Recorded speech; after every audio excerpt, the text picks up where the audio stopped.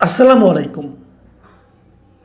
প্রিয় দর্শক, ঈদে পাঞ্জাবি সবাই পরেন, প্রায় সবাই, আমাদের দেশের সবাই। অন্য অন্য দিন না হলেও ঈদের দিন পরেন, পাঞ্জাবি পায়জামা পরেন, ঈদের নামাজ পড়তে যান। এবং গত কয়েক বছর ধরে আমি দেখছি যে পোশাক হিসাবে, ছেলেদের পোশাক হিসাবে পাঞ্জাবির একটা বেশ গুরুত্ব বেড়ে গেছে। আগে পাঞ্জাবি অতটা পরা হতো না এই কারণে পাঞ্জাবির সঙ্গে পায়জামা পরতে হয়। তো আপনি পাঞ্জাবিতে নয় স্টাইল করলেন, কিন্তু পায়জামায় কী করবেন? পায়জামা তো সবগুলি একই রকম। এই জন্য আমি দেখতাম আগে অনেকে পাঞ্জাবির সঙ্গে আবার প্যান্টও পরতেন। যাই হোক, এই পাঞ্জাবি নিয়ে এত কাহিনী বলছি এই কারণে যে একটা পাঞ্জাবির দাম কত হতে পারে সেটা নিয়ে নানা ধরনের আলোচনা। দাম যত বেশি হবে তত মনে করেন আপনি জাতে উঠলেন, তাই না? কিছু কিছু ব্র্যান্ড আছে, আপনি দেখবেন একটা ব্র্যান্ড ইদানিং খুব আলোচিত হয়েছে। এনসিপির একজন নেতা সার্জিস আলম, উনি সবসময় ওই ব্র্যান্ডের পাঞ্জাবি পরেন। এটা ইলিউন নাকি ধরনের কি একটা নাম আর কি, এটা বোধহয় মধ্যপ্রাচ্য থেকে এসেছে।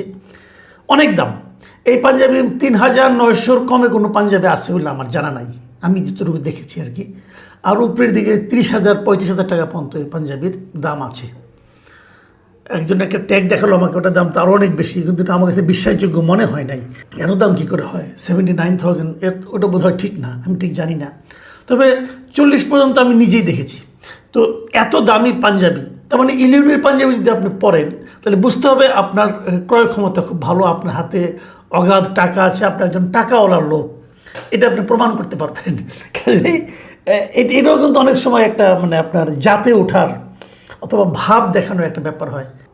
তো এরকম আরও অনেক কোম্পানি আছে, অনেক ব্র্যান্ড আছে যাদের পাঞ্জাবির দাম বেশি। আপনি যদি কখনো বিশাল সেন্টারে, মগবাজারের বিশাল সেন্টারে প্রিন্স ডিপার্টমেন্ট স্টোর আছে একটা, যদি ওখানে কখনো যান, ওখানেও পাঞ্জাবির অনেক দাম। ওদের পাঞ্জাবির দামও মানে এরকম মানে 4.5, 5, 6, 7, 8 এরকম অনেক অনেক টাকা দামে পাঞ্জাবি ওদের আছে। এই পাঞ্জাবি নিয়ে আলোচনাটা এই কারণে করছি যে একটা কম দামি পাঞ্জাবির দোকান, মানে একটা দোকান, নতুন একটা ফ্যাশন হাউস, নতুনও ঠিক না, মোটামুটি আগে থেকে চলছে এটা, একটা ফ্যাশন হাউস, নাম হলো নবীন ফ্যাশন হাউস। এই নবীন, ওরা পাঞ্জাবিটা বিক্রি করতো খুবই কম দামে। এবং নবীনের সারা দেশে প্রায় 21টার মতো শোরুম আছে, বিভিন্ন জায়গায় আছে। এবং ওদের পাঞ্জাবির বৈশিষ্ট্য একটাই, খুব কম দাম। এবং সেই কম দাম কত, ধরেন আপনি 500, 400 এরকম দামে পাঞ্জাবি তাদের আছে। সবশেষে একটা দেখলাম যে ওদের যদি আপনি 2টো পাঞ্জাবি কিনেন তাহলে নাকি 4টা ফ্রি পাওয়া যাবে। তো এই নবীনের একটা শোরুম তারা দিয়েছে ওই মগবাজারের বিশাল সেন্টারে, প্রিন্স মানে ডিপার্টমেন্ট স্টোরটা যে বিল্ডিংয়ে, যে ভবনে, সেই ভবনেই। এখন প্রিন্সে বিক্রি হচ্ছে যেটা 1000-এ, সেই জিনিসটা এখানে পাওয়া যাচ্ছে 100-তে, মানে 5,000 অথবা 500 এরকম ডিফারেন্স আছে। কোয়ালিটির অবশ্যই পার্থক্য আছে, কিন্তু এদের একটা ডিজাইন, ওদের একটা ডিজাইন, কিন্তু দামটা কম। এটা নিয়েই যত গণ্ডগোল। এবং নবীন পাঞ্জাবিকে এত কম দামে পাঞ্জাবি তারা কেন বিক্রি করছে, এই জন্য তাদের মালিককে রীতিমতো হেনস্থার মুখে পড়তে হয়েছে। এবং সেই হেনস্থার মূল উদ্যোক্তাকে ওই প্রিন্স ডিপার্টমেন্ট স্টোরের যিনি মালিক, যার নাম সম্ভবত মাইকেল, মানে আমি যতটুকু দেখেছি আর কি বিভিন্ন পত্রপত্রিকায়, উনি এসে তাকে হুমকি দিচ্ছে, তুমি কেন এত কম দামে পাঞ্জাবি বিক্রি করছো? এবং এত কম দামে যদি তুমি পাঞ্জাবি বিক্রি করো তাহলে ফুটপাথে যে বিক্রি করো, শোরুম দিয়েছো কোনো, ফুটপাথে যাও অথবা তুমি রিলিফের মতো সবাইকে বিলিয়ে দাও, কিন্তু তুমি এখানে ব্যবসা করতে পারবে না। এখানে ব্যবসা করতে হলে এদের এই ভবনের এক নিয়ম আছে, এখানে ওখানে নাকি 4,000, মানে ওনার কথা না, এটা আমি পরে অন্য বিভিন্ন রিপোর্টে দেখেছি যে ওখানে নাকি কোনো পাঞ্জাবি 4,500 টাকার কমে কোনো পাঞ্জাবি বিক্রি করা যাবে না, এবং 1,500 টাকার কমে কোনো পায়জামা বিক্রি করা যাবে না। আর নবীনের পাঞ্জাবির দাম মাত্র 500 টাকা, তাও আবার 500 টাকাও না, তাও আবার ওরা একটা পাঞ্জাবি আছে দেখলাম কি আপনার এই 900 টাকার মতো দাম, যেটা নাকি 2টা কিনলে, মানে আপনি যদি 1,800 টাকাতে কিনেন আরও 4টা ফ্রি পাবেন। মানে একটা পাঞ্জাবির দাম দাঁড়াবে আপনার তখন 300 টাকা। আর এই দামে নবীন বিক্রি করে। নবীনের মালিক বলতেছে যে এই পাঞ্জাবি তৈরি করতে আমার খরচ হয় 250 টাকা, আর ধরেন ব্যাগ দিলাম, ব্যাগের দাম আর 10 টাকা, তো 260 টাকা। তো আমার তো তারপরেও 50 টাকা প্রফিট থাকে। তো আমি 50 টাকা প্রফিট রাখলে আমার সমস্যাটা কি? আমার এত লাভ করতে হবে কেন? আমি লাভ কম করব, বিক্রি করব বেশি। ওনার কথা সহজ, উনি বলেন এটা আমি পারি এই কারণে আমার এখানে যারা কর্মী আছে, প্রায় 600 কর্মী আমার সঙ্গে কাজ করে, যার মধ্যে 105 জনই নারী। ওই যে এরা সবাই একসঙ্গে বসে থাকে, খাওয়া দাওয়া করে করে, এদের মধ্যে অনেকে আছে যারা নাকি আপনার কিছুটা বিকলাঙ্গ, অনেকে আছে যারা নাকি আপনার অতটা সুস্থ নয়, কেউ আছে যে মাদকাসক্ত ছিল আগে, তাদেরকে পুনর্বাসন করা হয়েছে, তারা একটা কাজের সন্ধান করছিল, তাদেরকে আমি কাজ দিয়েছি। এই সমস্ত লোকজনকে আমি কাজ দিয়ে তাদের দিয়ে আমি কাজটা করাই, এবং তারা আমার এখানে হ্যাপিলি কাজ করে, এখানে খায় দায় সব কিছু করে। তো আমার তো খরচ কম, আমার কম খরচ হলে আমি কম লাভ করব।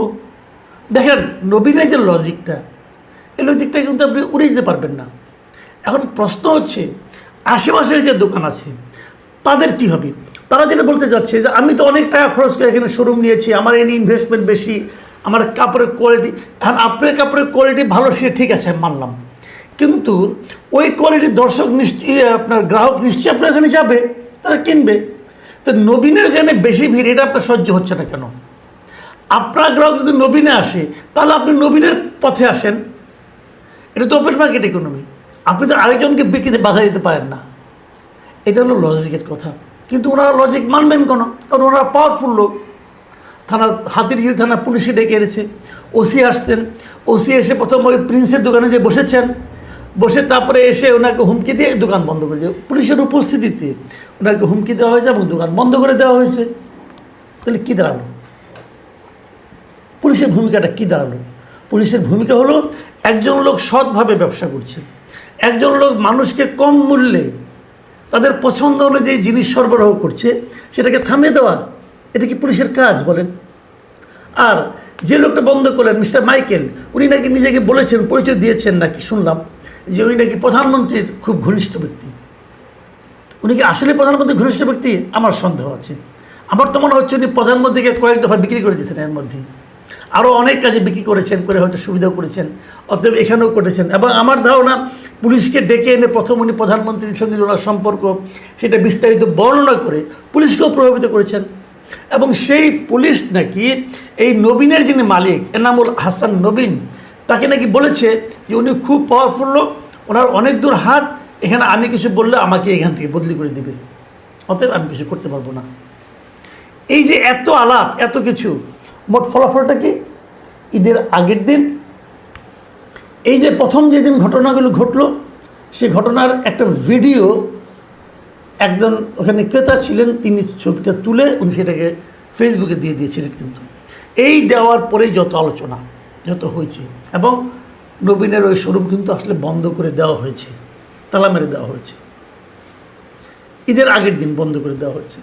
এবং নবীনের যিনি মালিক উনি অভিমান করেছেন, রাগ করেছেন, রাগ করে উনি দেশ ছেড়েই চলে গেছেন 25 তারিখে। ঈদের পরে উনি 25 তারিখে দেশ ত্যাগ করেছেন, দেশে উনি থাকবেন না। এর আগে উনি প্রেস কনফারেন্স করেছেন, প্রেস কনফারেন্স করে উনি বলেছেন যে এই দেশে আমি থাকতে চাই না, কারণ আমার অনেক, এর 24 তারিখ উনি প্রেস কনফারেন্স করেছেন, করে বলেছেন যে বাংলাদেশের আইনের উপর, আইন ব্যবস্থার উপর আমার সংশয় আছে।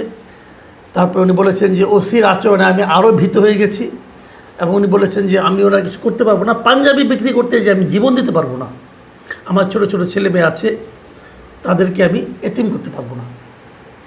অনেক পাওয়ারফুল লোক গুলি খেয়ে মারা গেছে, আমিও মরতে পারি, আমি আর এই ব্যবসা করতে চাই না। এবং উনি 25 তারিখে দেশ ছেড়ে চলে গেছেন।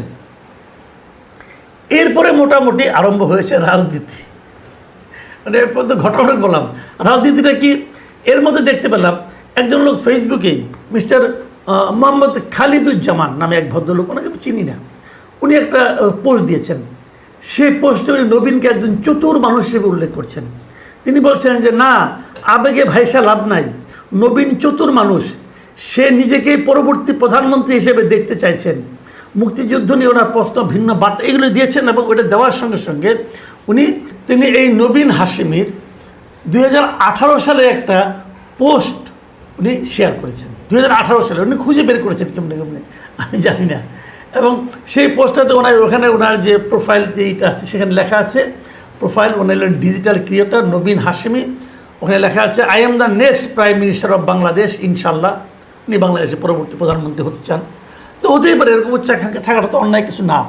এবং তার নিচে উনি যে কথা লিখেছে সেটা হলো 30 লক্ষ শহীদ আর 2 লক্ষ ধর্ষণের ভিডিও ক্লিপ দিতে পারবেন কেউ? না, মানে গুজব কিনা যাচাই করতাম আর কি। মানে এই যে একটা পোস্ট দেওয়া, এটা কিন্তু এক ধরনের আমি মনে করি মতলবী পোস্ট।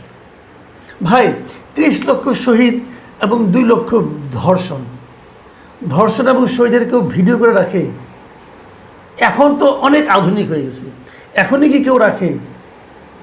2-1টা হয়তো থাকতে পারে, কিন্তু এই যে আমাদের জুলাই আন্দোলনে এত লোক মারা গেলো, প্রায় 1,500 লোক মারা গেলো বলে বলা হচ্ছে, কয়টার ভিডিও আছে ভাই? আর 30 লক্ষ যখন শহীদ হয়েছিল স্বাধীনতা আন্দোলনের সময়, স্বাধীনতা যুদ্ধের সময়, তখন কি এরকম অহরহ ভিডিও করা যেত? মানে এই যে ওনার যে পোস্ট, এই পোস্টে কিন্তু ওনার এক ধরনের মতলব, ওনার এক ধরনের চারিত্রিক বৈশিষ্ট্য কিন্তু প্রকাশ করে।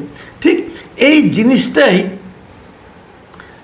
হয়তো ওই ভদ্রলোক বলেছেন, হ্যাঁ, যিনি খালেদুজ্জামান সাহেব বলেছেন। তবে আমি আবার এটাকে এতটা ওইভাবে সিরিয়াসলি নিচ্ছি না। এরকম হতেও পারে, আবার নাও হতে পারে। কিন্তু এরপরে আরেকটা রাজনীতি দেখলাম, একজন বলছেন যে হাসনাত আবদুল্লাহর মধ্যস্থতায় নাকি নবীনের অন্য সবগুলি শোরুম খুলে দেওয়া হয়েছে, এবং কেবল মগবাজারটা বাদ দিয়ে। এটাও একটা পত্রিকা দেখলাম, বেশ ফলো করে প্রচার করা হয়েছে যে হাসনাত আবদুল্লাহ এমপি যিনি আছেন, ওনার হস্তক্ষেপে সবগুলি শোরুম খুলে দেওয়া হয়েছে। তো সবগুলি শোরুম তো কেউ বন্ধ করে নাই, বন্ধ হয়েছিল মাত্র একটা শোরুম, বাকিগুলো উনি নিজেই বন্ধ করেছিলেন দেশ থেকে যাওয়ার আগে। কাজেই ওইটা খুলে দেওয়ার পিছনে কতটুকু কী আসলে আমি বুঝতে পারলাম না। তবে যে জিনিসটা আমার কাছে সবচেয়ে গুরুত্বপূর্ণ মনে হয়েছে সেটা হলো যে আদালত একটা পদক্ষেপ নিয়েছে। আদালত মানে চিফ মেট্রোপলিটন ম্যাজিস্ট্রেট ঢাকার, এবং chief metropolitan magistrate Mohammad Mustafizur Rahman, তিনি সব